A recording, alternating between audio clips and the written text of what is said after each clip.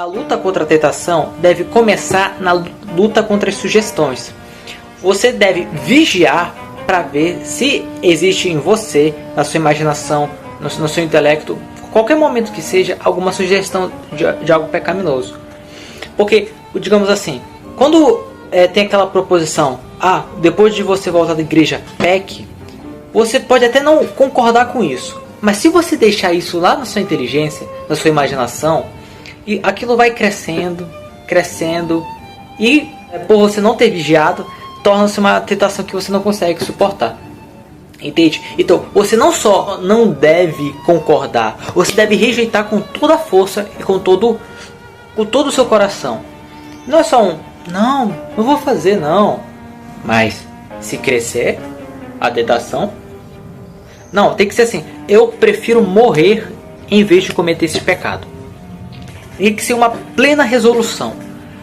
Porque quando você tem essa plena resolução na luta contra a sugestão, nossa, o poder do demônio cai por completo. Deus não permite agir nos seus sentidos para te tentar com uma força maior do que você pode aguentar. Não. Pela providência divina, o demônio só está permitido levantar uma tentação maior quando você permite ela numa menor. E uma sugestão maior quando você permite uma sugestão menor.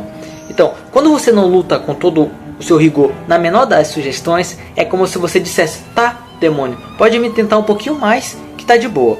Não pode ser assim. Ao passo que quando você luta contra a menor das sugestões, Deus é muitíssimo glorificado e, além disso, Ele, por sua justiça e misericórdia, te concederá no futuro graças mais eficazes para você lutar com as lutas mais verdadeiras, naquelas lutas mais heróicas mesmo. Eu percebo isso, inclusive, por experiência. Às vezes, eu até não... é sugerido, você vai pecar este pecado, Lucas Queiroz. Eu peque este pecado. Eu até falo, não, eu não quero. Mas tem algo lá dentro de mim que fala, se a tentação ficar mais forte, eu vou ter mais desculpa para pecar. Então eu vou esperar a tentação aumentar, aí eu pego. Nesse caso, quando ainda tem isso dentro de você, a sugestão não foi eliminada por completo. E se você permitir isso, você vai pecar por negligência. E se esse pecado por negligência não for vencido, vai se converter num pecado mortal. Porque você não lutou com as forças necessárias, tendo plena consciência daquela sugestão que futuramente ia se tornar uma grave tentação. Isso quanto às sugestões. Já quanto às tentações, entendamos uma coisa, amigos. As tentações, a luta contra as tentações consiste em você não passar do ponto, além do qual não tem mais volta. Eu vou fazer uma analogia para vocês entenderem. Todo soco em qualquer luta, qualquer arte marcial é desviável até certo ponto. Porque quando o cara tá assim, você consegue desviar, consegue se abaixar, se defender. Mas quando ele tá assim, no seu nariz, não dá mais para desviar disso.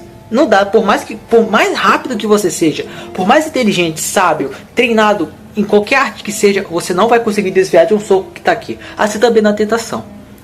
Toda tentação é invencível a partir de certo ponto. Então lutar contra a tentação significa fugir desse certo ponto além do qual não tem mais volta. Digamos assim, você está sendo atraído, puxado por lá pelos seus sentidos. A luta consiste em não ceder para este ponto. E a gente faz isso, dependendo de qual é o espírito da tentação, sempre pela oração. Porque se a tentação ela vem do demônio, ou seja, o demônio age diretamente nos seus sentidos, Deus permite isso pelas suas razões, essa tentação só será vencida a partir de oração humilde. Porque a humildade, olha só, a humildade opõe-se diretamente ao maior pecado do demônio, que é o orgulho. Então, digamos assim como um pecador espanta cristãos proferindo blasfêmias contra o seu Deus, nós expulsamos demônios proferindo blasfêmias contra o Deus dos demônios, que é o próprio ego deles. E nós fazemos isso por meio da humildade. Então, a oração humilde, ela espanta os demônios e as tentações demoníacas. Mas se o espírito da tentação é a carne, ou seja, é eu mesmo que me tento por questões de natureza, hormônio, essas coisas assim, olha só, Deus não age contra a nossa natureza. Se nós estamos sendo tentados a partir de uma força da natureza, Deus não vai cortar sua libido. Não, porque Deus é justo, Deus não destrói a ordem da natureza. O que Deus vai te conceder é a vontade, a fortaleza e a firmeza da vontade de não ceder a essa natureza. Ou seja, quando você percebe que são seus hormônios, não é o espírito demoníaco que está te tentando, o que você deve pedir a Deus não é que, meu Deus, corte a minha libido. Não, não é isso. Deus não vai fazer isso.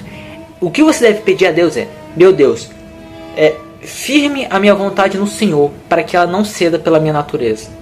Que a minha vontade permaneça inabalável em vós, meu Deus.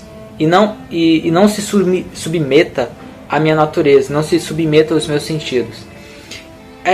E você vai ter que rezar assim até a tentação da natureza passar. A tentação do demônio é mais perigosa que a tentação da natureza. Só que a tentação da natureza é mais difícil de ser combatida do que a do demônio. Porque, de fato, o demônio pode fugir, é um ser racional. Mas a gente não pode falar: sentido, pare de me tentar. Ele não vai obedecer. Ele não vai obedecer. O que nós temos que mudar não é o sentido. Talvez sim, por mortificação, etc. Mas é outra conversa. O que nós devemos mudar é a nossa vontade e fazê-la ser permanente em Deus. E nós fazemos isso a princípio, eu vou só voltando na conversa, a princípio você repudiando a menor das sugestões, já no seu início, para que não se converta em grande tentação. E na tentação, você tendo oração humilde e perseverante, para que a sua vontade não ceda à natureza. Entende? É dessa forma que você vai lutar contra as tentações, fugindo delas, fugindo das sugestões e oração humilde. Se você não aplicar esses meios, você não vai vencer a tentação, por mais forte que você seja.